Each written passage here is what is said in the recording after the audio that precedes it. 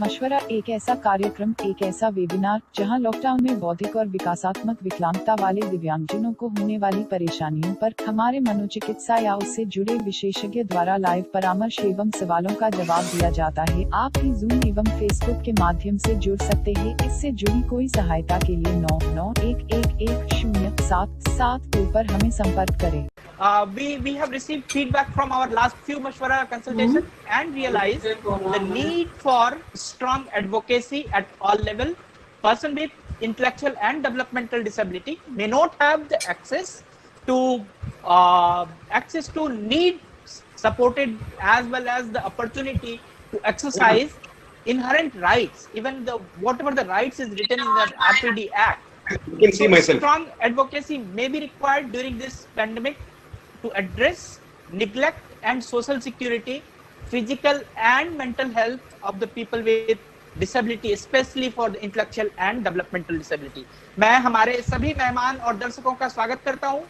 हमने पिछले मशवरा एपिसोड में बहुत सारी प्रतिक्रियाएं प्राप्त की है और सभी स्तर पर मजबूत वकालत या मैं कहूं कि हिमायत की या एडवोकेसी की आवश्यकता का एहसास किया गया है, जो खास करके बौद्धिक और विकासात्मक जनों के पास आवश्यक सहयोग और समर्थन के रूप में उभरेगा और उसको जो दिव्यांगता जन अधिकार अधिनियम जो 2016 है उसके तहत उसके अधिकार भी कम से कम उनके पास और अवसर उनके पास मिलने की संभावनाएं बढ़ेगी।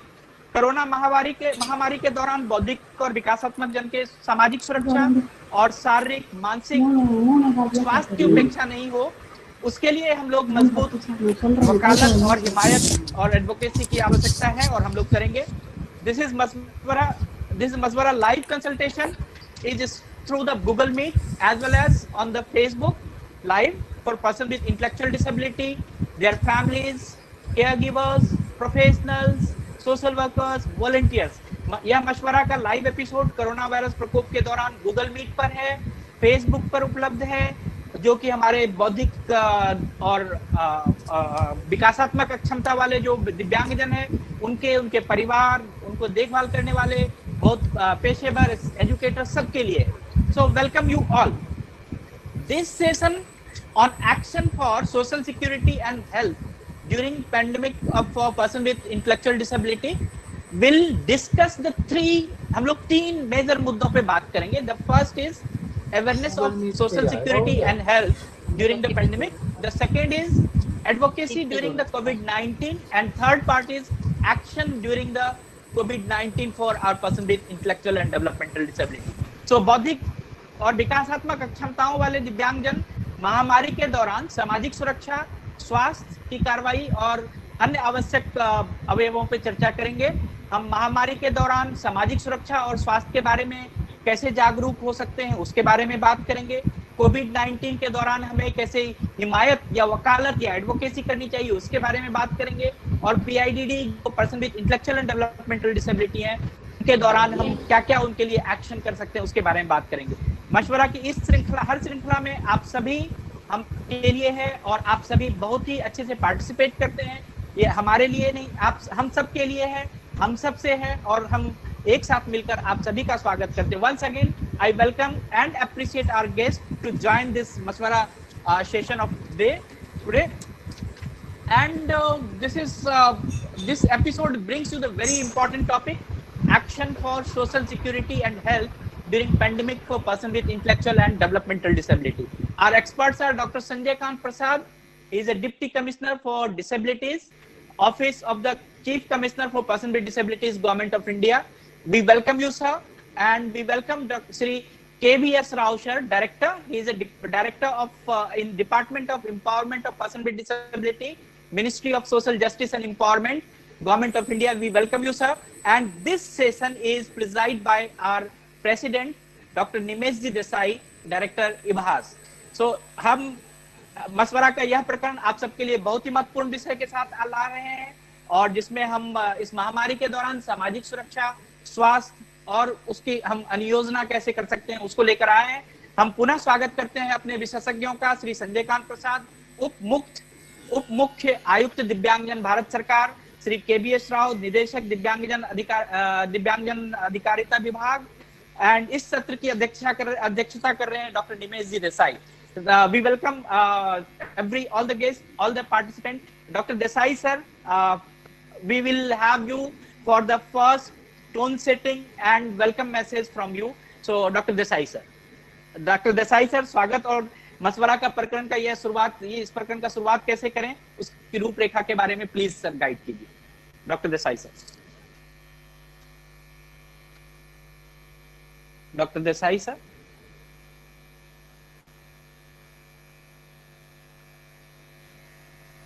Dr. Desai sir, are you listening me? Yeah. Yeah, Dr. Desai sir.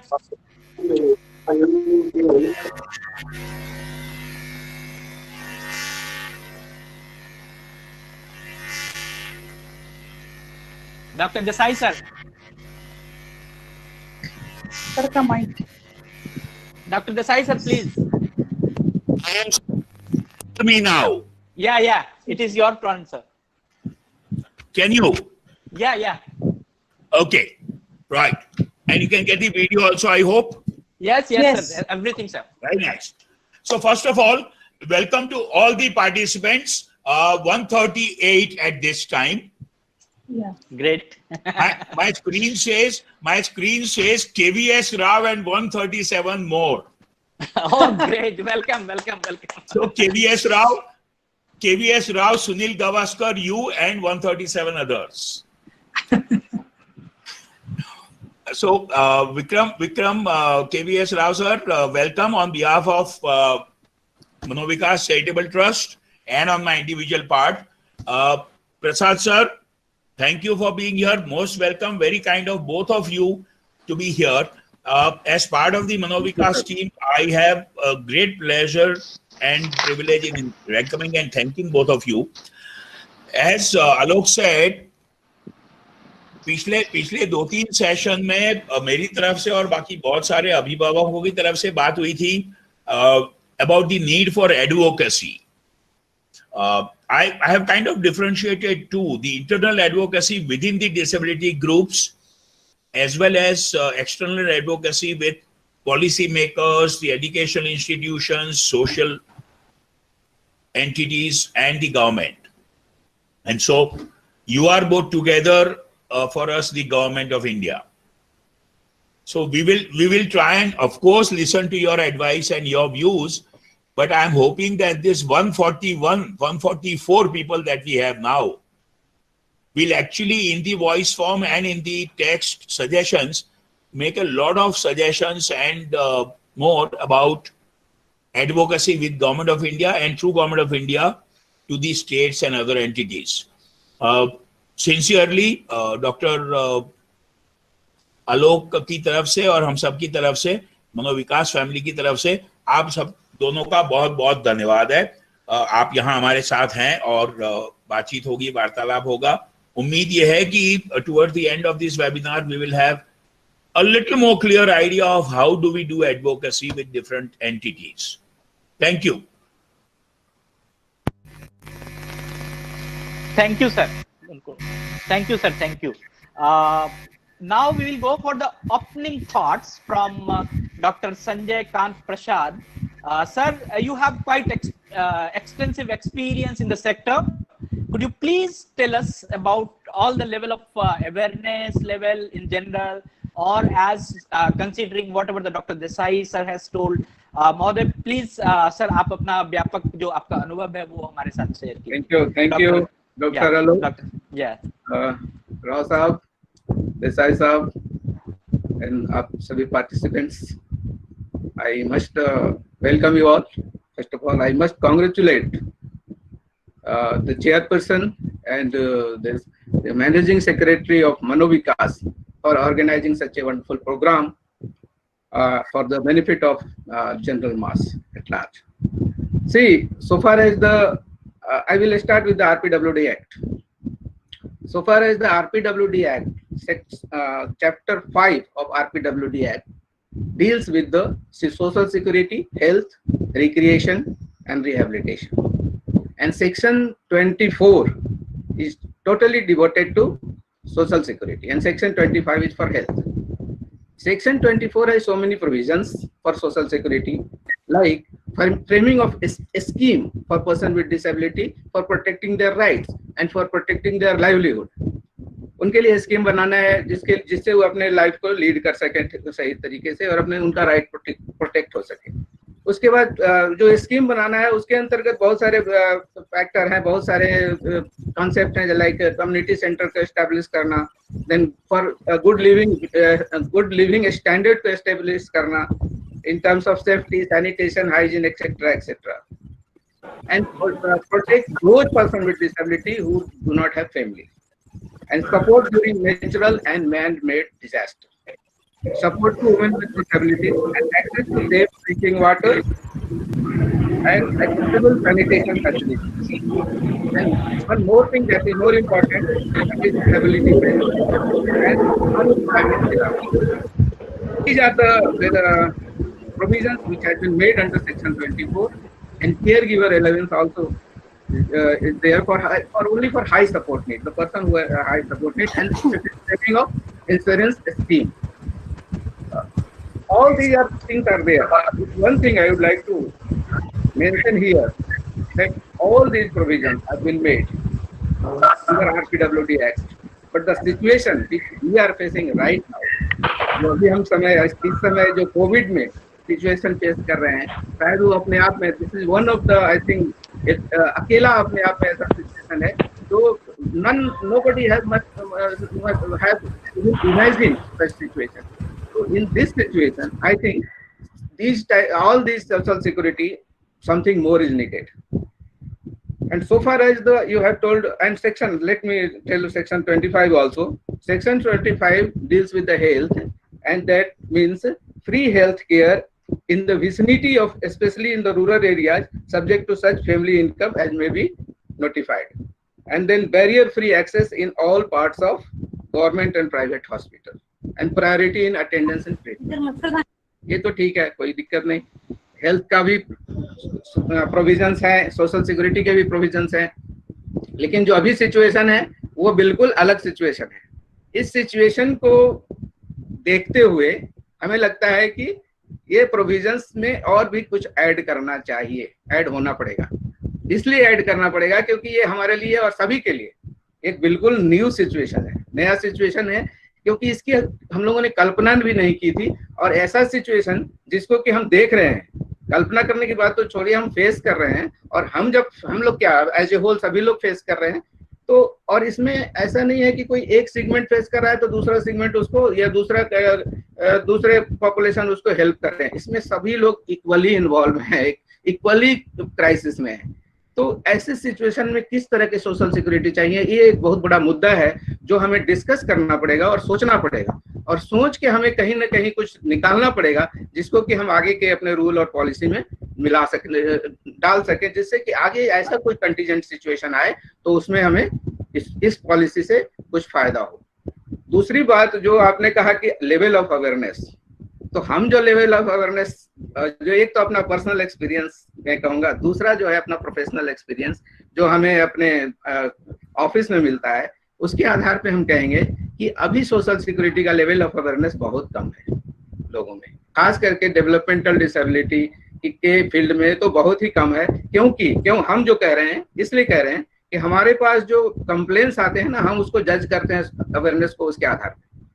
तो हमें अदर जो सेक्शंस हैं जैसे एजुकेशन का है, इंक्लूसिव एजुकेशन है, एम्प्लॉयमेंट है, और अदर जितने भी सेक्शन है, एक्सेसिबिलिटी है, उसके कंप्लेंट्स हमारे पास ज्यादा आते हैं और उसके हमें रिड्रेस करने का मौका ज्यादा मिलता है. तो हम समझते हैं कि इसमें अवेयरनेस ज्यादा है इसलिए आ रहे हैं, लेकिन हमें सोशल सिक्योरिटी से रिलेटेड कंप्लेंट बहुत ही कम है, हम समझते हैं अभी तक नेग्लिजिबल है. तो जब तक इसमें इसलिए कह रहे हैं, जो आपने कहा कि एडवोकेसी का, तो एडवोकेसी का बहुत ही जरूरत है. जब तक एडवोकेसी नहीं होगा, एडवोकेसी के लिए हमें डिस्कशन चाहिए, डिस्कशन करना बहुत जरूरी है. अगर हम डिस्कशन करेंगे तभी एडवोकेसी बढ़िया कर पाएंगे. और डिस्कशन करके जो मुद्दे सामने आएंगे उस मुद्दे को कैसे डील करना है वो एक्शन पॉइंट बनाना पड़ेगा. एक्शन पॉइंट को डील करेंगे तभी हम जाकर के एक प्रॉपर एडवोकेसी का फॉर्मेट तैयार कर पाएंगे और फिर हम एडवोकेसी के लिए और आगे बढ़ेंगे और उस एडवोकेसी का प्रॉपर बेनिफिट मिल पाएगा. जब तक ये इतना फॉर्मेलिटीज नहीं होगा तब तक शायद हम एडवोकेसी को प्रॉपर वे में डील नहीं कर पाएंगे. तो उसके लिए जो आज आपने प्रोग्राम ये ऑर्गेनाइज किया है मशवरा, ये मशवरा तो टाइटल ही बहुत अपने आप में बहुत भी अच्छा है और बहुत कैचिंग है, सुन के भी बहुत अच्छा लगता है, बोलने में भी अच्छा लगता है।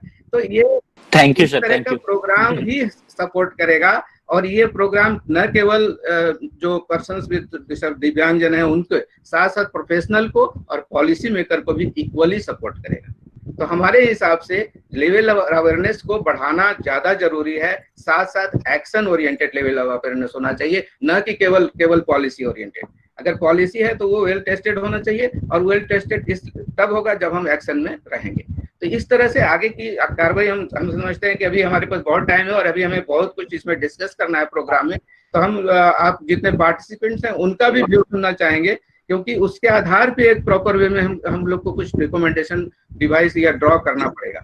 तो आगे की बात करते हुए मैं अपना अभी का जो है इस पे विराम देता हूँ। Great sir, great, thank you sir, thank you very much. आपने बहुत ही शब्दों में कहा कि आज हमें थिंक टैंक बनने की जरूरत है और बहुत सारे डिस्कशन करने की जरूरत है, बहुत सारे एक्शन पॉइंट्स बनाने की जरूरत है।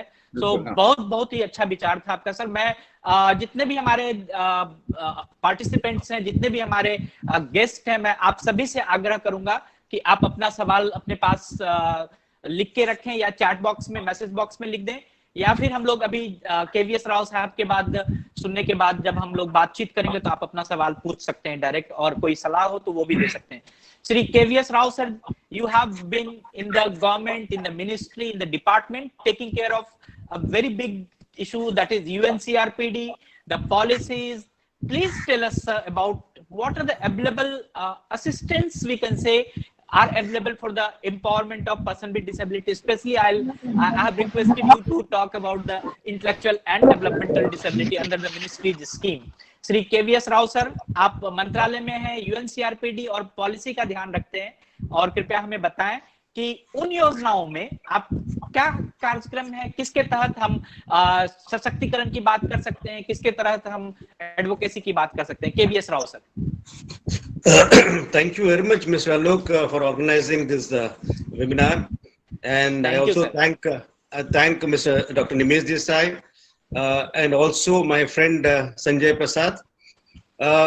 First of all, I should say that India has been working hard in the field of disability empowerment at the international level, national level, and also at the state level. But the situation that we are in today really shows our strength and weaknesses. We should be very frank on how we are handling the situation. In fact, whatever we do in the normal times is what finally helps in the difficult time. So what we have done from the department, I would like to share with you as soon as the lockdown was announced. First of all, what we did is we prepared a comprehensive disability inclusive guidelines. वो guidelines बना के हम सीधा state governments को तुरंत भेजा है कि बोला कि इस सिचुएशन में दिव्यांग जन का ज्यादा दे गेट अफेक्टेड, तो उसका फोकस होना चाहिए, उनका जो प्रोटेक्शन और सेफ्टी का बहुत जरूरी है। तो डिटेल गाइडलाइंस सभी स्टेट गवर्नमेंट्स को तुरंत भेजा है। उसमें है रिलेटिंग टू उनका किस तरह उनका देखभाल करना है और उनका हेल्थ का किस तरह देखना है, उनका इंफॉर्मेशन उनको किस तरह देना है एक्सेसिबल फॉर्मेट में रिगार्डिंग दी कोरोना वायरस, और किस तरह अपना आप को बचाना है, किस तरह घर में प्रिकॉशंस लेना है, ये सब चीज उनको तुरंत स्टेट गवर्नमेंट को बताया है। उसके बाद हमारा जो chief commissioner for person with disabilities तुरंत स्टेट गवर्नमेंट स्टेट कमिश्नर्स को लिखा है कि इस गाइडलाइंस को पालन करें, क्योंकि हमारा एक्ट में क्लियरली मेंशन है, जो डिजास्टर मैनेजमेंट एक्ट 2005 उसमें उसके रेफरेंस लेते हुए हमारा 2016 एक्ट में मेंशन है कि national disaster management authority, state disaster management authority और डिस्ट्रिक्ट मैनेजमेंट अथॉरिटी, ये तीनों इस सिचुएशन में दिव्यांग जन को प्रोटेक्ट करना है। और इसमें और दो चीज लिखा है, एक है डाटा, सभी दिव्यांग जनों का डाटा डिस्ट्रिक्ट लेवल पे होना चाहिए, और डिस्ट्रिक्ट अथॉरिटीज उन सभी दिव्यांग जनों के साथ कांटेक्ट करते हुए उनको इंफॉर्मेशन देना है और देखना है किस तरह उनको मदद करना है। और तीसरा है, उसमें क्लियरली मेंशन है कि state commissioners state disaster management authority के साथ मिलके काम करेंगे। तो इस तरह हम जो गाइडलाइंस इशू किया है उसमें क्लियरली मेंशन किया है कि स्टेट कमिश्नर्स जो पर्सन विद डिसेबिलिटीज है वो स्टेट नोडल ऑफिसर होंगे और डिस्ट्रिक्ट सोशल वेलफेयर ऑफिसर्स है जो दिव्यांगजनों का देखभाल कर रहे हैं वो डिस्ट्रिक्ट नोडल ऑफिसर होंगे। तो हम तुरंत स्टेट गवर्नमेंट्स को बताया कि इस तरह मैकेनिज्म बनाना है, हेल्पलाइंस बनाना है स्टेट लेवल पे और डिस्ट्रिक्ट लेवल पे। तो ये सभी को सर्कुलेट हो चुका है और हम देखा है कि स्टेट कमिश्नर्स स्टेट लेवल पे काफी गाइडलाइंस इश्यू किया है उनके डिस्ट्रिक्ट मजिस्ट्रेट्स को, डिस्ट्रिक्ट कलेक्टर्स को और डिप्टी कमिश्नर्स को, और हेल्पलाइंस भी काफी क्रिएट हुआ है। तो हम जो गाइडलाइंस इश्यू किया है काफी पालन हुआ है स्टेट लेवल पे। वो होने के बाद कुछ इश्यूज आ गए हैं कि केयर गिवर्स है, जो मेड्स है, अटेंडेंट्स है और जो सर्विस गिवर्स है वो उनके दिव्यांगजनों पर जाना मुश्किल हो गया। तो फिर हम मिनिस्ट्री को टेक अप किया है कि इनका पासेस तुरंत होना है, उसका प्रॉब्लम सॉल्व हो गया। फिर उसके बाद रेशन का प्रॉब्लम आया था, फिर वो भी सॉर्ट आउट हो गया। डिस्ट्रिक्ट लेवल पे, स्टेट लेवल पे प्रॉब्लम, वो रेशन का प्रॉब्लम सॉल्व हो गया और एनजीओज भी काफी आगे आ गया है। फिर हमको पता चला कि कुछ मेंटल हेल्थ प्रॉब्लम्स भी आ रहा है। तो उस समय हमको पता चला कि निमैंस बैंगलोर जो हेल्थ मिनिस्ट्री के अंदर आता है वो मेंटल हेल्थ हेल्पलाइन शुरू किया है 08046110007। ये हम हेल्थ मिनिस्ट्री और हमारा डिपार्टमेंट काफी पब्लिसाइज किया है, सभी लोग काउंसलिंग के लिए कांटेक्ट करें। तो इनफैक्ट ये जो हमारा डिपार्टमेंट जो एक्शन लिया है उससे हम काफी संतुष्ट है, लेकिन और काफी करना है कि काफी गैप्स है। किस तरह एनजीओज के साथ स्टेट गवर्नमेंट और डिस्ट्रिक्ट अथॉरिटीज किस तरह कोऑर्डिनेशन करना है, दैट गैप इज देयर। जो नॉर्मल टाइम में होता है वो इस समय उस तरह उसका जो कोऑर्डिनेशन है उसको स्ट्रेंथन करना पड़ेगा। और हम सोचते हैं कि जो ये सिचुएशन है it is unique and dangerous. Unique इसलिए है कि जब भूकंप या साइक्लोन होता है, अटैक होता है, फिर खत्म हो जाता है, उसके बाद फिर रिलीफ के लिए लोग आते हैं तो वो रिलीफ लेते हैं। लेकिन यहाँ कि हमारा ये सोशल डिस्टेंसिंग की वजह से हेल्पलेस है और हेल्प भी चाहिए और सोशल डिस्टेंस भी मेंटेन करना है, तो बहुत चैलेंजिंग और डेंजरस इसलिए है क्योंकि ये प्रोलॉन्ग्ड है, लंबा चलते जा रहा है, पता नहीं कब खत्म होगा और कब कम होगा। सो देयरफॉर कि it is like a battle, तो we all have to really जो भी गैप्स है तुरंत उसको सॉल्व करना है और आगे बढ़ना है। Thank you. Great sir, great sir, great, thank you very much sir, thank you, good.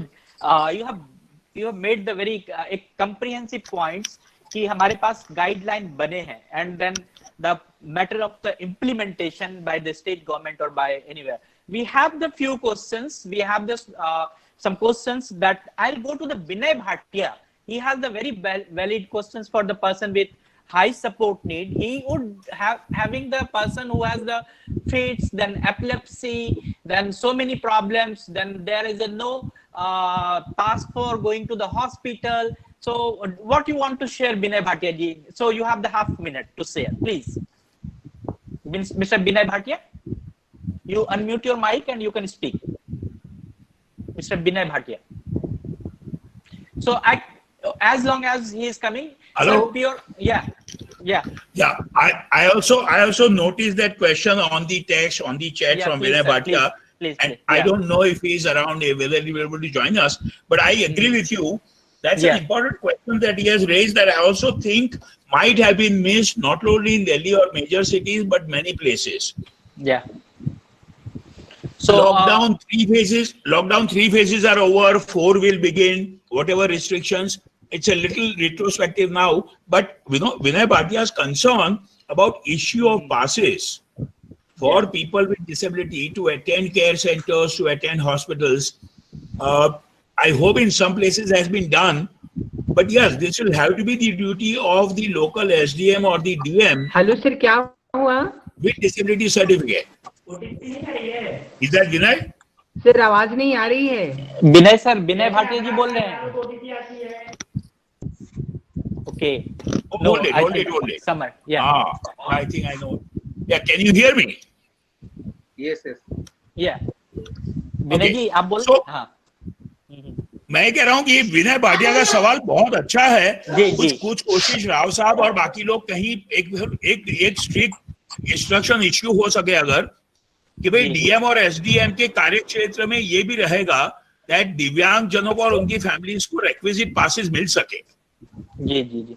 And sir, I would like to say one thing. In the last session, Hello. you have also told us कि अगर कोई व्यक्ति ऐसा हो और वो इभास तक पहुंच जाए तो we can take the all care. Yeah. Sure. So Vinay Bhatia ji please, आप बोलना चाहते हैं कुछ, बोलिए प्लीज। Hello, yes.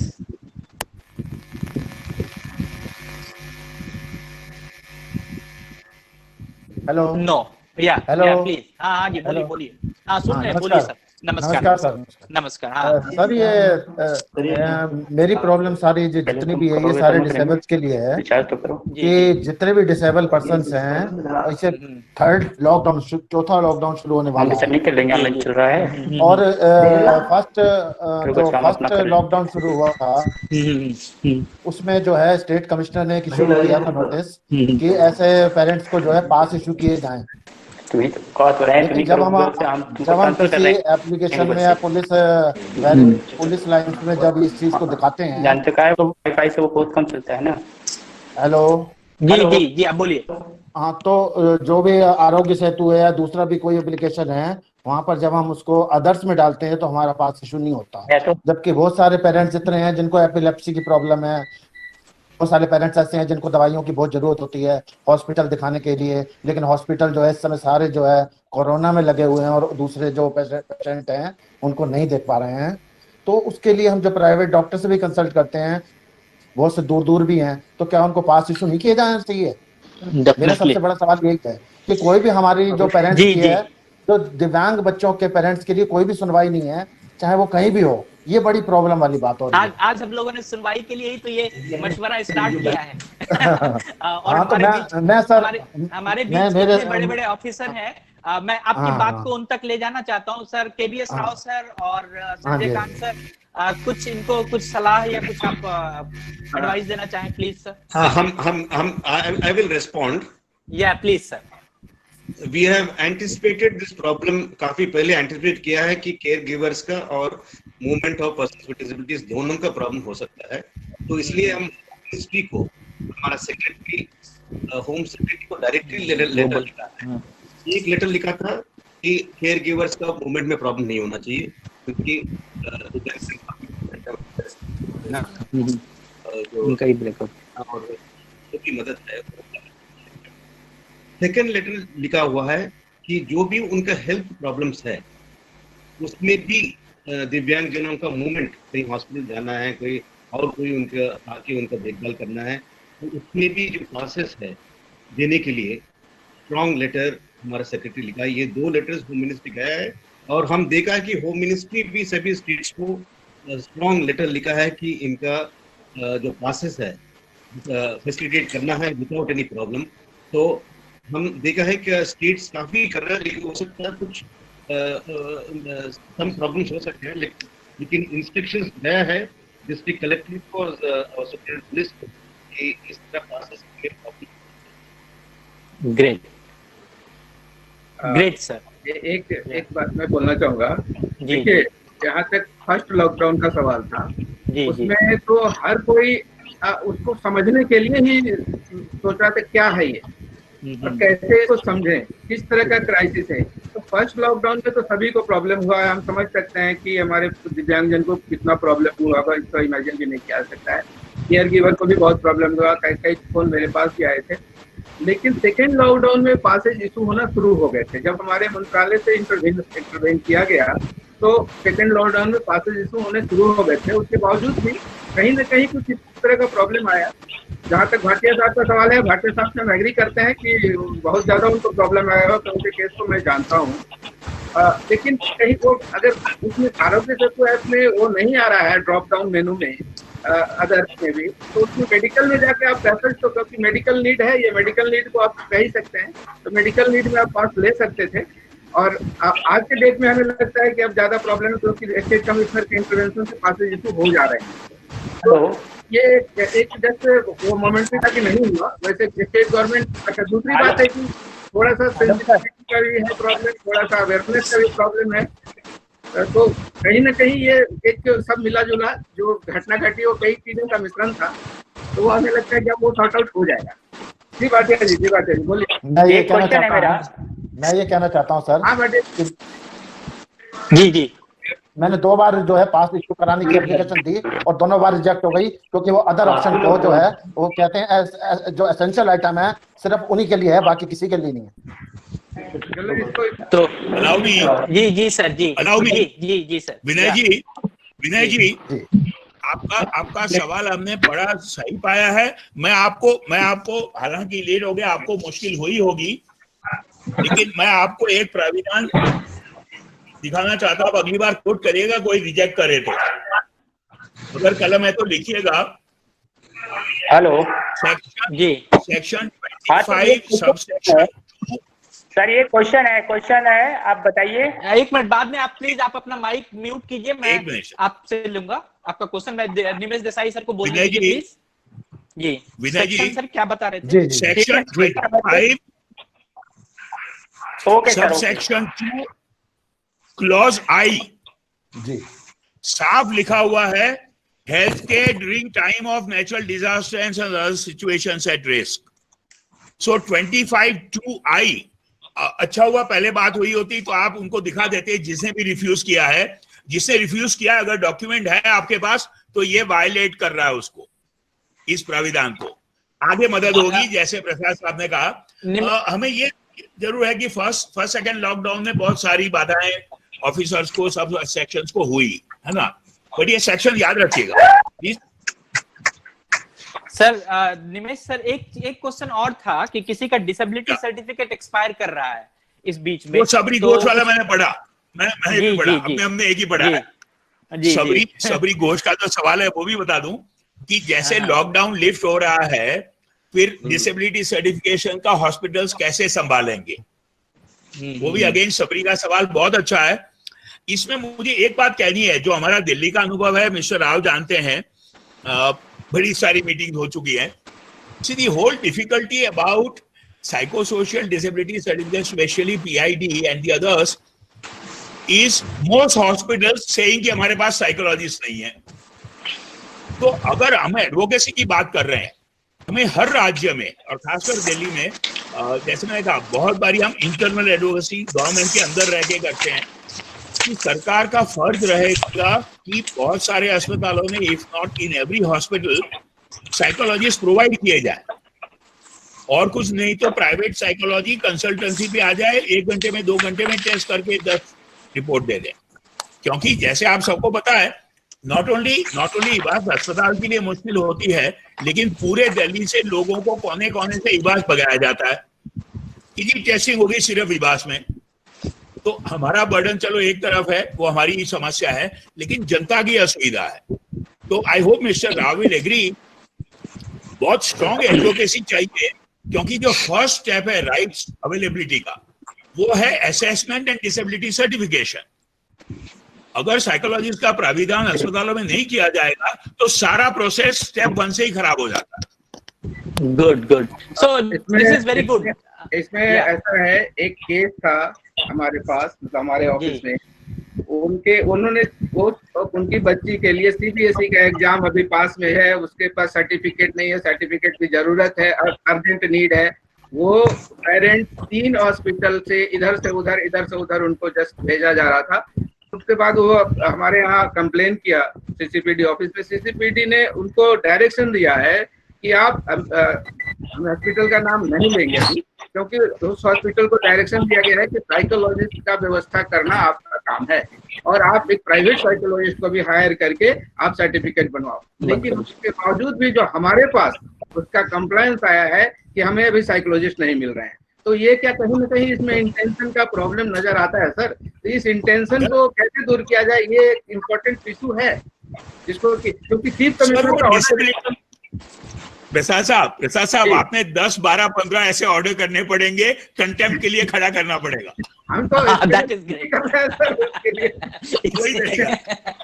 इसीलिए तो बुलाया गया है सर, चीफ कमिश्नर का ऑर्डर को भी अभी स्ट्रगल करना पड़ रहा है इसके लिए, दिल्ली में खास करके, दूसरे स्टेट का तो हम नहीं कह सकते।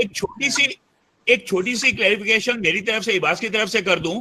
प्रसाद साहब आपको और राव साहब को ध्यान होगा ही, लेकिन हमने जो दिल्ली में और इबास में स्टैंड लिया है कि आरपीडब्ल्यूडी एक्ट के बेनिफिट्स के लिए जो डिसेबिलिटी सर्टिफिकेशन चाहिए वो एक लेवल की बात है, डिस्लेक्सिया या ऑटिज्म के लिए, लेकिन जो सीबीएसई के लिए या एजुकेशन पर्पस के लिए जो चाहिए उसमें वो फॉर्मल असेसमेंट भी नहीं जरूरी है। हम लोग फ्रीली वो सर्टिफिकेट देते हैं पेरेंट्स को कि भैया सीबीएसई अगर माने तो एक्स्ट्रा टाइम या स्क्रैच दे दिया जाए। एजुकेशनल अपॉर्चुनिटीज तो और लिबरल होना चाहिए, वही तो और हम लोग करें, सीबीएसई मानती भी है ना। तो थोड़ा सा सर वो अगर हम लोग कोई पॉलिसी लेवल में कुछ इसका करें कि जो आरसीआई सर्टिफाइड लोग हैं they can do it some certification, that can be या very good idea. Yes sir. Rao साहब जरा कुछ करो। या सही है doctor now sir, can I respond? yes sir, please sir. Yes please. Dr. Desai, you made a very valid point regarding the shortage of clinical psychologists and psychologists. In fact, आपको याद होगा कि एक मीटिंग हुआ था Delhi government में, जो social welfare minister और हेल्थ मिनिस्टर दोनों, और आप भी थे और हम भी थे, उसमें डिसाइड हुआ कि कौन कौन सी जो शॉर्टेज है प्रोफेशनल का, और ये भी डिसाइड हुआ था कि come out with some suggestions कि किस तरह इवन प्राइवेट से भी एंगेज करना है, कितना देना है उनको, इस तरह। लेकिन that was a good initiative, लेकिन उसका क्या हुआ पता नहीं, because each state government has to come out with some kind of package, because Chhattisgarh and other states, they have also involved the private doctors, so there is lot of scope, but we have to, like for instance medical colleges में भी काफी होता है professionals, उन सब का pull कर सकते हैं प्राइवेट में और गवर्नमेंट सेक्टर में। Definitely we can find a solution, but state governments have to take a call, and the shortage can be overcome. Yeah, great sir, great. Rao Sahab, I can say with regret that वो जो meeting हुआ था, जो आप और हम दोनों थे, 2 मंत्रियों के साथ, उसके बाद डायरेक्टर सोशल वेलफेयर यहाँ की मीटिंग हुआ था, रेट्स तय हुए थे, वो अभी तक लागू हुआ नहीं है अनफॉर्चुनेटली। बहुत दुख की बात है। हमारा रिक्वेस्ट आपसे राव साहब ये है कि वो दिल्ली का जो इनिशिएटिव है, जो अभी तक लागू नहीं हुआ है, उसका एग्जाम्पल लेके अगर आपका डिपार्टमेंट मुनासिब समझे, एक नेशनल गाइडलाइन एटलीस्ट इश्यू करे। If you want I will write to you on behalf of Manovikas कि भाई ये हम आपसे रिक्वेस्ट करते हैं कि एक नेशनल गाइडलाइन इश्यू कर दें sir. In fact, I wanted to request Dr. Alok that at the end of this webinar, whatever important points which the central government take. Sure, beautiful sir, beautiful. Important points which are Alok ये लिखेंगे यार, RCI वाला। Yeah, definitely sir. जी। नहीं राव साहब, और उसमें एक और बारीकी है, सॉरी मेरे साथियों, आधे मिनट दीजिएगा। सी अनफॉर्चुनेटली कंफ्यूजन ये किया जाता है कि साइकोलॉजिकल टेस्टिंग आईक्यू का या डिसलेक्सिया का क्लिनिकल साइकोलॉजिस्ट करेंगे। Like Alok is saying, the RCI certified rehabilitation psychologist, if that can be authorized, by Rav Sahab, your department and RCI together, consultation करके, that will end private sector, जैसे आपने और प्रसाद साहब ने दोनों ने कहा, प्राइवेट सेक्टर में जो लोग हैं वो टेस्टिंग करके सर्टिफिकेट दें, क्या मुश्किल है? Great. Recently we have taken decision that psychiatrists will also be involved in assessment of persons with disability. Okay, very nice. लेकिन ये private sector is very crucial. Great. So I'll just go ahead to this session. I'll go to the Sanjay sir. Sanjay sir please आप थोड़ा सा हमें ये रास्ता बताइए कि जो अधिकार का मुद्दा है, बहुत सारे लोग यहाँ पर ना अधिकार के मुद्दे के बारे में कुछ ना कुछ कहा है, राइट्स के बारे में, तो how to approach it, how to go for this, because we are finding कि नो हेल्पलाइन इन दिल्ली। कुछ हम लोगों ने अभी जो फाइंड किया है, जो हमारे मैसेज बॉक्स में है कि कोई नोडल ऑफिसर नहीं है, कॉस्ट ऑफ डायग्नोस्टिक टेस्ट के बारे में बात आई है, service to the high support need के बारे में बात आई है, एक मदर का है कि वो उसके बेटे को quarantine facilities to the caregiver के बारे में बात आई है, केयर गिवर का कॉस्ट के बारे में बात आया है। तो how we can go for this kind of rights, this kind of policies कि अगर नहीं मिल रहा है तो where to go, what to do? Sanjay sir please sir.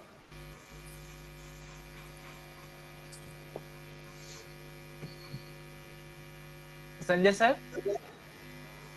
या माइक हो गया था। कोई बात तो नहीं। 2-3 बातें हैं। पहली बात है कि आपको लोकल एडमिनिस्ट्रेशन, कि आपको किसी भी सिचुएशन में, किसी भी क्राइसिस सिचुएशन में अगर आपको नीड है अपने अधिकार का, खास करके अधिकार तो है, राइट में अधिकार दिया गया है, राइट्स आर अवेलेबल, तो उस अधिकार के तहत आपको सेवाएं लेनी है। और ऐसे भी एक ह्यूमन राइट्स है, सबसे पहली बात तो ह्यूमन राइट्स है, वो आपको उसमें किसी सेवा लेनी है, वहाँ पे आपको लोकल एडमिनिस्ट्रेशन को अप्रोच करना है। अगर हेल्पलाइन नहीं है तो अदर मीन्स से आप अप्रोच करिए, जैसे कि आप ईमेल इमीडिएटली, और करीब सारे वेबसाइट हैं, वेबसाइट पे उनके ईमेल अवेलेबल होते हैं, सभी ऑफिसर्स के ईमेल अवेलेबल होते हैं। और स्टेट लेवल पे तो स्टेट में, खासकर दिल्ली में या अदर स्टेट कैपिटल में तो स्टेट कमिश्नर भी अवेलेबल है, दूसरे वहाँ पर वेलफेयर डिपार्टमेंट भी अवेलेबल है, तो वहाँ पे आप उनके थ्रू भी जा सकते हैं। और दूसरी बात क्या है कि हम एक मशवरा देना चाहेंगे यहाँ पे, क्योंकि जो भी आप मतलब अपने कंप्लेन या जो भी अपने ग्रीवांस दिखते हैं ना, उसमें कहीं ना कहीं थोड़ा सा आपको मेहनत करना पड़ेगा। अगर सेक्शन को आप कोट करें, जो भी सेक्शन RPWD एक्ट में दिया गया है, उसको अगर आप कोट करते हुए अपना ग्रीवांस तो आपके लिए ज्यादा अच्छा होगा। और हमें लगता है कि उसका इम्पैक्ट भी बहुत पड़ता है। तो उस इम्पैक्ट को लेने के लिए दूसरी बात जो हम कहना चाहेंगे, लोकल एडमिनिस्ट्रेशन, तो अगर आपकी बात लोकल एडमिनिस्ट्रेशन से नहीं तो आपके तो ग्रीवांस रिड्रेसल मैकेनिज्म है, स्टेट लेवल पे है, सेंट्रल लेवल पे है। सेंट्रल लेवल पे है तो हम लोग के पास कोई भी ग्रीवांस आते हैं, हम उसको फॉरवर्ड करते हैं इमीडिएटली और उसके कमेंट्स मांगते हैं कंसर्न डिपार्टमेंट से। अगर वो स्टेट का ग्रीवांस है तो हम स्टेट कमिश्नर को भेजते हैं और उसको कहते हैं कि आप इस पर इमीडिएट एक्शन भी लेना है, लीजिए, और उसके से हमें भी अवगत कराइए। तो ये ग्रीवांस रिड्रेसल मैकेनिज्म को आप यूज करें और उसका आप फायदा उठाएं, क्योंकि ये ग्रीवांस रिड्रेसल मैकेनिज्म के लिए में, तो उसको आप जो आपके प्रोटेक्शन के लिए जो मैकेनिज्म बनाए, उस मैकेनिज्म को आप यूज करें। क्योंकि जब तक आप यूज नहीं करेंगे ना, लोगों में जागरूकता नहीं आएगी। तो इसका ये कारण नहीं है कि इंटेंशनली आपके साथ कर रहे हैं, कहीं ना कहीं इसमें जागरूकता का प्रॉब्लम है, कहीं ना कहीं अवेयरनेस, लैक ऑफ अवेयरनेस हो जाता है।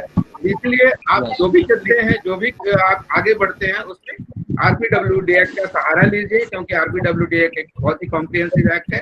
उसका सहारा लेते हुए आगे बढ़िए, हमें लगता है कि आपको अच्छा परिणाम मिलेगा। Great, sir. Great. Thank you, sir. And now we have so many questions, so many things. I would like to say our audience कि जो भी आप सवाल है आप जरूर मैसेज बॉक्स में लिखिए, हम लोग बात कर रहे हैं। एक दो लोग हैं जो कि अपना माइक जी प्लीज सर। हेलो जी, Sachdeva has a question. Yeah. Aarti Sachdeva has a question. IBAS and NIPSID give appointments for testing for 10 months. Why so? आरती जी, अगर आप हैं तो यही मैं आपको एक और, दिल्ली में भारत सरकार, दिल्ली सरकार और MCD के मिला के बड़े वाले अस्पताल 15 हैं। 15 AIIMS, army medical college, Hindu Rao, फला ढीका, छोटे अस्पताल 50-60 है। अगर बड़े अस्पतालों में सब जगह जहां साइकियाट्री डिपार्टमेंट है, वहां कम से कम, जैसे आपने पहले कहा, फर्स्ट स्टेप वहां साइकोलॉजिस्ट हो, सेकंड प्राइवेट सेक्टर के साइकोलॉजिस्ट को ऑथराइज कर दिया जाए। ओके राइट आरती जी, आप जो भी RML भी बहुत लंबा देता है, पर यही है, अगर हम 2-3 सेंटर रखेंगे, they will have to have psychologist. Aarti ji, that's the point. आपने हमने मिलके हर एजेंसी को, आप जो चैट में लिख रहे हैं, we will have to make sure that all these centers have psychologists. और जैसे राव साहब ने अभी, है ना, और प्रसाद जी ने कहा, प्राइवेट सेक्टर को और रिहेबिलिटेशन साइकोलॉजिस्ट को करना पड़ेगा। अगर हम 2-3 सेंटर रखेंगे तो यही होगा, unfortunately. So I'll request our audience कि हम लोग आगे बढ़ते हैं थोड़ा सा। और आप अपना माइक प्लीज म्यूट कर लीजिए। दो एक लोग हैं जिनका माइक मैं म्यूट करता हूं फिर भी वो अनम्यूट कर लेते हैं, तो आपका सवाल मैं जरूर लूंगा, अगर आपको सवाल पूछना है तो जरूर लूंगा, लेकिन आप अपना माइक प्लीज म्यूट करके रखिए। I go to the further, we have the national institutes, we have the rehabilitation council of India, we have the national trust. जी हेलो जी जी सॉरी, मिथुन करके हमारे एक और साथी है, वो अच्छा कह रहे हैं इस संदर्भ में। जी मिथुन, प्राइवेट साइकोलॉजिस्ट चार्ज बहुत करते हैं, सही मुद्दा है। जो राव साहब ने हमने बात किया ना मिथुन, वो यही है कि दिल्ली सरकार का एक प्रोग्राम शुरू होने का ड्राफ्ट बना हुआ है कि प्राइवेट साइकोलॉजिस्ट को फैमिली ने अपने पॉकेट से नहीं चार्ज देना है। सरकार वो टेस्टिंग का पैसा देगी ऑन एग्रीड रेट। पहली बात तो सरकारी अस्पतालों में साइकोलॉजिस्ट अवेलेबल हो जाए 10, 15, 20 जगह, उससे भी ज्यादा नेक्स्ट लेवल पे प्राइवेट साइकोलॉजिस्ट चाहे 2 घंटे 4 घंटे बाय शेड्यूल आए, या तो हॉस्पिटल में बैठे टेस्टिंग करें, पैसा सरकार से ले। तो ये सारी बात हुई है, प्लान हुआ है दिल्ली में होपफुली जल्दी होगा।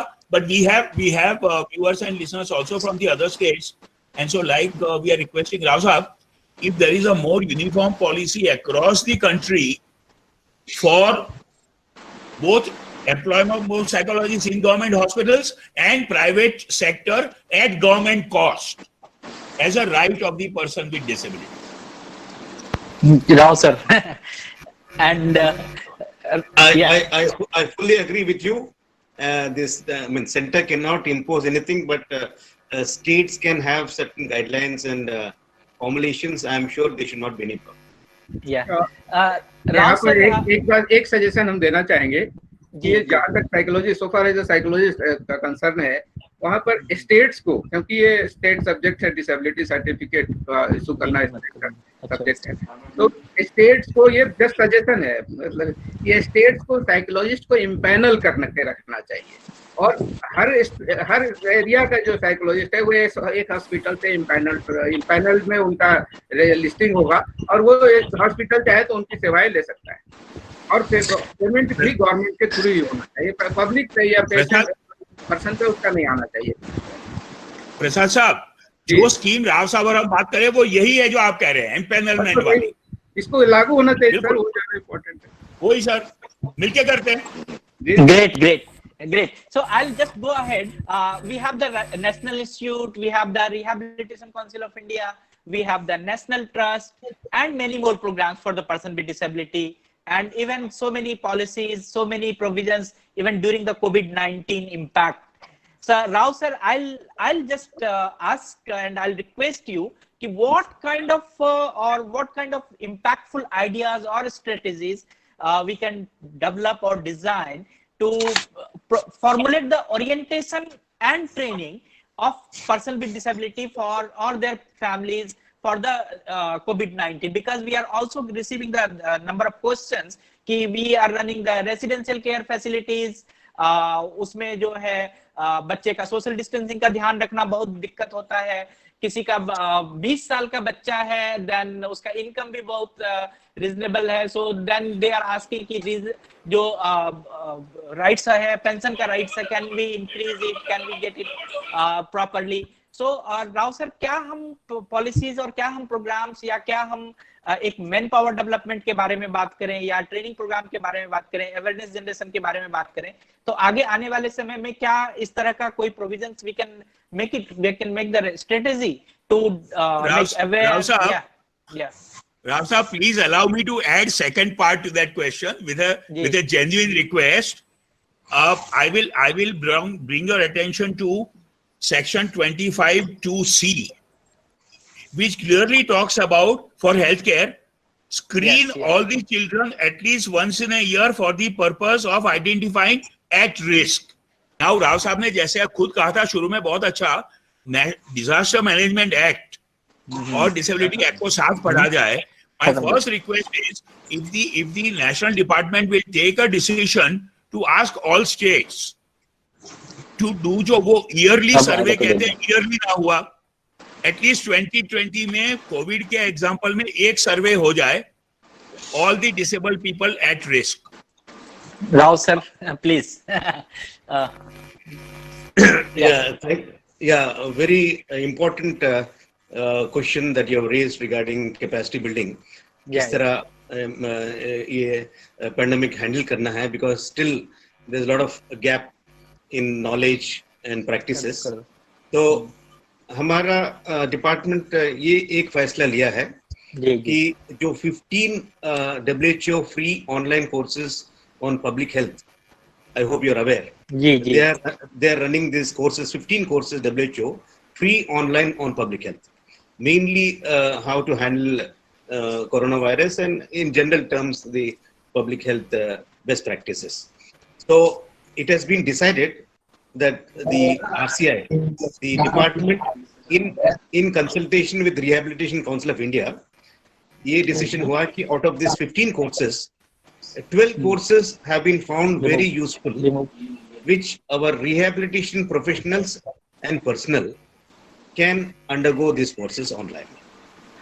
12 courses, and उसके लिए 2 courses mandatory होगा, and remaining you can pick up any of these remaining courses, and you have to acquire 50 CREPs, 50 credits. So that is the important decision taken. So इससे क्या होगा, सभी 1.5 lakh RCI professionals सभी को इस पे knowledge आ जाएगा, and they will disseminate knowledge among the students and community. And even the NGOs who are affiliated to RCI, they also will be requested to undergo this WHO online publication. So इस तरह we'll be developing a COVID warriors or a COVID cadre who will be able to sensitize people, not only persons with disabilities, their families, but also community at large. Great, sir. It has been taken. Second decision which has been taken is that, which we are still working on, even though decided, but RCI is formulating, is जो RCI courses है, education का और जो professionals का, जो normally institutions में होता है, वो why not we have online, so that because of the social distancing, we can still continue with the courses, and that RCI is examining it. Once it is finalized, definitely it will be very useful for people to undergo these courses online. The third important one is National Institute इस period में काफी अच्छा काम कर रहा है. एक है, for instance, जो भी dissemination of information on COVID है, or even Prime Minister's speech, or instructions given by MHA or Health Ministry guidelines, all these पूरा sign language में convert कर रहे हैं और video में, audio में convert कर रहे हैं, so that different disabilities, persons with disabilities have the knowledge of all about coronavirus and किस तरह prevent करना है और किस तरह tackle करना है. और ये National Institutes webinar भी उनके through professionals को पूरा important topics लेके through webinar they are educating not only about coronavirus but also even the professional courses related to physiotherapy or occupational therapy or any other psychology issues, any other issue. Or the fourth point that we feel, as I told you, that the normal situation में अपना जिस तरह स्थिति रहता है वही situation मदद आता है for our this kind of thing. तो ये हम डिपार्टमेंट में थिंकिंग ये है कि जिस तरह आशा वर्कर्स है जिस तरह आंगनवाड़ी वर्कर्स है फॉर वुमेन एंड चाइल्ड के लिए जो ग्रासरूट लेवल पे यहाँ से निकाल के और कहीं रख दिया, रिहैबिलिटेशन वर्कर्स ग्रासरूट में नहीं है. जी बहुत अच्छा है. केयर गिवर्स, तो कम्युनिटी बेस्ड रिहैबिलिटेशन वर्कर्स पूरा इंडिया में अक्रॉस में अवेलेबल होना चाहिए एट द ग्रासरूट लेवल. उसके लिए 6 month course in collaboration with the government of Australia हम कोर्स फाइनलाइज कर रहे हैं.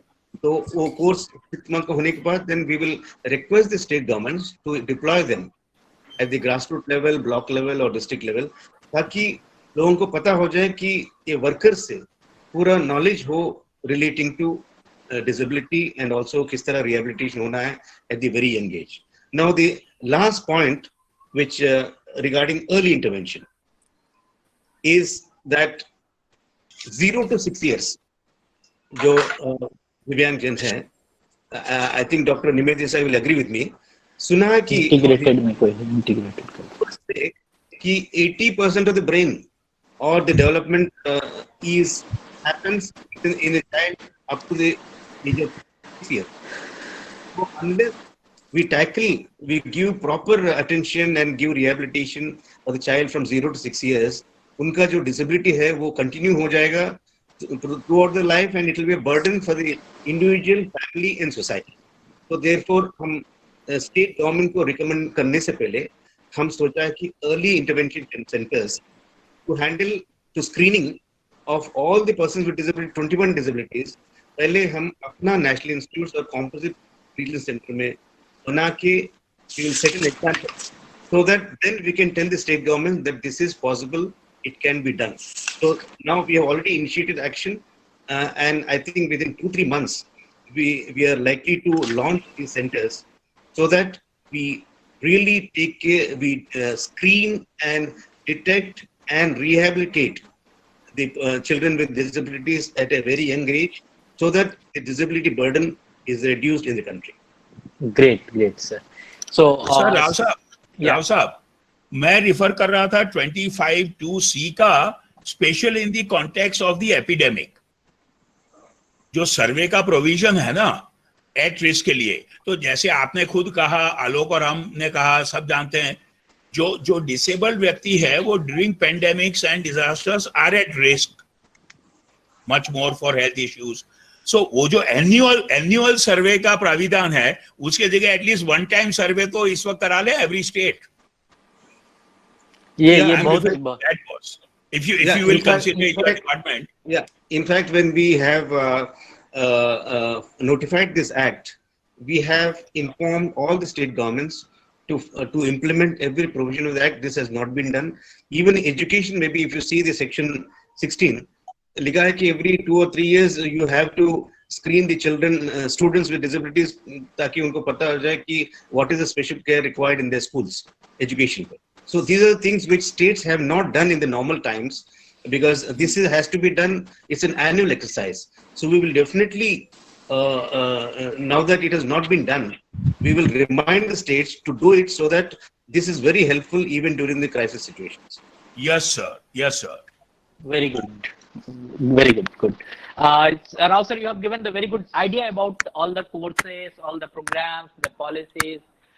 We have so many persons. They want to ask the questions. I would like to request all the audience, kindly, please write your questions in the message box. I'll take the questions, and also request you to switch off your mic. We will also put the link for your certificate while we will leave this meeting. हम meeting में leave करने से 5 minute पहले हम आपको certificate का link देंगे. There you can put the feedback and all. So I would like to go to Sanjay sir. Please, you have the very good experience. Give us some small attentive steps on advocacy, the commitment, the responsibility, the appropriate government responsibilities, the state government responsibilities, कि हम लोग क्या छोटा steps उठाएं जो advocacy में काम आए सर. संजय, बहुत अच्छी बात आपने कही एडवोकेसी की. देखिए 2-3 बात है. एक तो अप्रोप्रिएट गवर्नमेंट पे तो मैं बाद में आऊंगा. सबसे पहले मैं मेरा एक सजेशन या फिर जो एडवाइस है, ये छोटा ही एडवाइस है, वो है कि ये पेंडेमिक जो है हम राव साहब ने कहा बहुत ही डेंजरस और यूनिक, बहुत ही अच्छा वर्ड यूज किया उन्होंने, यूनिक एंड डेंजरस. तो इससे जो भी एक्सपीरियंस आए हैं पूरे इंटायर, क्योंकि हमारे इंडिया में RCI affiliated more than 600 NGO काम कर रहे हैं जो ट्रेनिंग प्रोग्राम चला रहे हैं. तो एक डॉक्यूमेंटेशन होना चाहिए प्रॉपर, और ये डॉक्यूमेंटेशन बहुत फास्ट होना चाहिए. जैसे सर्वे की बात हो रही है उसी तरह से डॉक्यूमेंटेशन बहुत फास्ट होना चाहिए. और उसमें इतनी छोटी छोटी बातें जो जैसे भाटिया साहब ने कहा और लोगों ने कहा, जो फेस किया गया है प्रॉब्लम्स को और इशूज जो आए हैं उनको डॉक्यूमेंट करके डिसेमिनेट करना एक इम्पॉर्टेंट बात है. और इसमें आपको सभी को, मतलब सारे NGO को, सारे पेरेंट्स एसोसिएशन को, इवन गवर्नमेंट ऑफिसेज को भी साथ में काम करना होगा. और हम लोग सब मिलकर साथ काम करें. एक डॉक्यूमेंटेशन तैयार करें। डॉक्यूमेंटेशन को डिसेमिनेट करने से सभी को पता होगा कि हमें ऐसे सिचुएशन में क्या करना चाहिए, और फर्स्ट हैंड में क्या करना चाहिए, सेकंड स्टेप में क्या करना चाहिए, लार्जर स्टेप में क्या करना चाहिए, कम्युनिटी लेवल पे क्या करना चाहिए, सोसाइटी लेवल पे क्या करना चाहिए, गवर्नमेंट लेवल पे क्या करना चाहिए, कैसे गवर्नमेंट को अप्रोच करना चाहिए, इन सभी बातों का वहां पर जिक्र होना चाहिए। बहुत ही एक मतलब डिस्क्रिप्टिव और ब्रीफ डिस्क्रिप्शन के साथ ये डॉक्यूमेंट तैयार होना चाहिए। दूसरा जो एक इम्पॉर्टेंट इशू और बहुत ही अच्छे सर्विसेज इमर्ज होके आए हैं इस कोविड में, वो है कि काउंसलिंग का रोल बहुत इंपॉर्टेंट हो गया है। काउंसलिंग का रोल, तो जितने भी काउंसलर जो वर्क कर रहे हैं फील्ड में, बहुत सारे काउंसलर हैं, आरसीआई मतलब रिकॉग्नाइज्ड काउंसलर हैं, रिकॉग्नाइज्ड साइकोलॉजिस्ट हैं, उनके अपने काउंसलिंग स्किल में कहीं ना कहीं इस तरह के क्राइसिस में, कोविड से रिलेटेड क्राइसिस को इंक्लूड करके और अपने स्किल को डेवलप करना पड़ेगा। और एक काउंसलिंग जो हम करते हैं डे टू डे काउंसलिंग, उसमें इसको काउंसलिंग का एक पार्ट ऑफ हिस्सा बनाना पड़ेगा, एक पार्ट बनाना पड़ेगा काउंसलिंग का, जिससे कि इस तरह के क्राइसिस को मीट करने में आसानी हो पेरेंट्स को खास करके, क्योंकि सबसे ज्यादा वर्स्ट सफरर कोई होता है अगर इस फील्ड में तो पेरेंट्स होते हैं। उनको जरूरत होती है, उनके जरूरत को मीट करने के लिए काउंसलर को एक्सपेंशन करना चाहिए, काउंसलर से कैपेसिटी बिल्डिंग करना जरूरी है। और दूसरा एक केयर गिवर की ट्रेनिंग, जो अभी हमारे राव साहब ने भी कहा कि केयर गिवर की ट्रेनिंग के लिए 6 मंथ प्रोग्राम बना रहे हैं। हम कहते हैं कि 6 मंथ प्रोग्राम तो एक सर्टिफिकेट प्रोग्राम तो बहुत सही है, बहुत अच्छा स्टेप है, लेकिन कुछ ऐसा आप हमें एक 1 मंथ प्रोग्राम बनाना चाहिए जो एनजीओ खुद करें, जितने भी एरिया के केयर गिवर हैं उनको वो सेंसिटाइज करें, उनको कैपेसिटी बिल्डिंग करें, जिससे कि वो डे टू डे जो प्रॉब्लम्स है उसको मीट करें, डे टू डे एक्टिविटी को मीट करें, और उसके बाद अपना काम सही तरीके से कर सकें, जो भी पर्सन विद डिसेबिलिटी है उनको अपनी सेवाएं दे सकें। और उसके अलावे जो ये हमारा जो हेल्थ नीड है, खास करके जो कोविड से हेल्थ नीड, जो कि जनरल सभी को, सोशल डिस्टेंसिंग, हाइजीन, जो भी हैंड वॉशिंग, ये सब टच नहीं करना है, कैसे कैसे अपने को ये सारे चीज को अपने जीवन का हिस्सा बनाना पड़ेगा और बना के ही चलना पड़ेगा। और यहाँ पर थॉरो इंक्लूजन होना चाहिए, थॉरो इंक्लूजन होना चाहिए, क्योंकि सभी को ये मानना पड़ेगा, और उसमें पर्सन विद डिसेबिलिटी को थोड़ा ज्यादा, क्योंकि हम सभी को अगर हम करें, ध्यान दें, तो हमें लगता है कि हम बहुत कुछ इसको आगे इस तरह के क्राइसिस को मैनेज कर पाएंगे। धन्यवाद। Great great great. Thank you sir, thank you very much, आपने बहुत ही अच्छे से कहा। And then we have, I am from Varanasi, you are, एक मैंने अभी मैसेज पढ़ा है, ये वाराणसी से है। This message is, I am from Varanasi, training placement was started by UP government in CVR schemes but few years stopped. बहुत सारे लोग हैं जो कि स्कीम्स हुए हैं, स्टॉप हो गए हैं। आरसीआई प्रोफेशनल कोर्सेज के बारे में बहुत सारे सलाह आ रहे हैं। हम आप सभी का शुक्रिया अदा करते हैं कि क्यों नहीं, आपने बहुत अच्छे से सलाह दिया है, और हम लोगों ने ऑलरेडी आपको एक लिंक शेयर किया है जिसमें आप फीडबैक में आप अपनी पूरी बात लिख सकते हैं, और भी जो सलाह देना हो you please write in our feedback form and that will be better. In this COVID-19 situation, parent support are available at Manovikas. We are virtually open. अगर किसी को भी पेरेंट सपोर्ट की जरूरत है, you can call us on our mobile number, or you can visit us on our website. You will find out. हमारे पास मनोविकास ई ज्ञानशाला है, जिसमें कि मंद बुद्धि जो हमारे इंटेलेक्चुअल एंड डेवलपमेंटल डिसेबिलिटी वाले लोग हैं वो वहां पर बड़े आराम से पढ़ रहे हैं, उसमें कोई दिक्कत नहीं हो रही है। We, Rao sir, I would like to tell you, we are the training center of RCI, and we have started our online courses for the diploma in special education students. So it is going very well. We can share you the ideas and all. And now we'll go to the Dr. Nimesh Ji Desai sir for your final remarks, for your final wording. Nimesh sir, please sir. Nimesh sir. Okay, I think he left. Nimesh sir, are you listening? Yeah. Ji. Nimesh Ji Desai sir. Okay, so thank you very much. You all. No, one moment. I'm here. Yeah, please sir, please. Okay, please. sorry. My mic was muted here. Okay. 162 people. Yeah. 178 we went beside Mr. Rao and Prasad साहब, हम 160 जने और थे और हैं। ये बहुत अच्छी बात है। I think the participation was great in content and in terms of quantum of participation.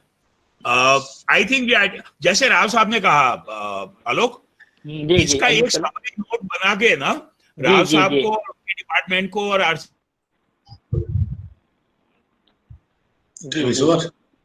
But one more time, a very sincere thank you to Mr. KVS Rao and Mr. Prasad and every participant, especially Alok and his Vikas. Thank you, it's sir. always Thank you. great. Thank you, sir. Thank you, sir. Thank you. So, Aarti wants my number. I'll give her that. Yeah. So, our next Mashwara session is on Wednesday, 20th of this month, 20 May को है 3 बजे, on the topic of reaching the unreached for the rehabilitation services. बहुत सुदूर लोगों, जो बहुत दूर लोग हैं, उनको कैसे हम लोग reach कर सकें, कैसे वहां तक पहुंच पाए. And we have the very special eminent speakers. So you please join on May 20th. And I would also like to request you all, please fill the feedback form for the certificate. And if you don't get the certificate, you write us the email mashvara mashwara@manovikas.family. I must appreciate our deep sense of appreciation to Dr. Sanjay Kant sir. His explanation, thoughts on RPD Act and Social Security is a very remarkable, sir. So thank you very much for joining us. Further, we are very much grateful to Sri KVS Rao sir for excellent information, excellent ideas, program policies, coverage for the government regarding all these situations. So thank you very much, sir. And we extend love and thanks to Dr. Desai sir for his valuable guidance and mentoring. And on behalf of Manovikas family and entire organization team, crew, even special guests and audience, I would like to thank many of our here we have seen the many great personalities are here. They were in 162 or Dr. Desai said 178 list. So thank you everyone.